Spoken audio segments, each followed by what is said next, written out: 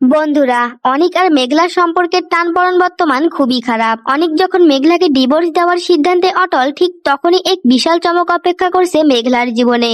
কি সেই চমক জানতে হলে আজকের ভিডিওটি শেষ পর্যন্ত দেখুন। অনিকের চরম শত্রু রাতুলের সাথে মেঘলা ব্যবসায়িক চুক্তি করে, যা অনিককে মানসিকভাবে ভেঙে দেয়। অনিক এটা সহ্য করতে পারছে না যে মেঘলা তার স্ত্রী হয়ে তাকে সাহায্য করার বদলে কেন তার শত্রুকে সাহায্য করলো। ক্ষিপ্ত অনিক মেঘলার বস্তিতে গিয়ে তাকে অপমান করে এবং ডিভোর্স দেওয়ার মতো চরম সিদ্ধান্ত নেয়।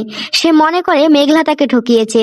মেঘলাও আত্মসম্মান বোধ থেকে ডিভোর্সে রাজি হয়ে যায়, কিন্তু মেঘলার বাবা মা এই ভাঙ্গন দেখে অত্যন্ত ভেঙে পড়েন। নাটকের সবচেয়ে বড় টুইস্ট আসে যখন ডাক্তার জানায় মেঘলা মা হতে চলেছে।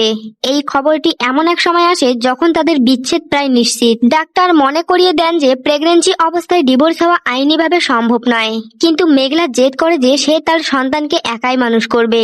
অনিকের কোনো পরিচয় তার চাই না। নাটকটি আসলে আমাদের শেখায় যে ইগো বা অহংকার কিভাবে একটি সুন্দর সম্পর্ককে ধ্বংস করতে পারে।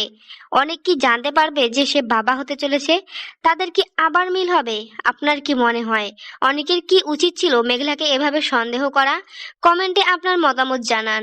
আর ভিডিওটি ভালো লাগলে ভিডিওতে একটি লাইক দিয়ে চ্যানেলটি সাবস্ক্রাইব করে দিন। ধন্যবাদ সবাইকে।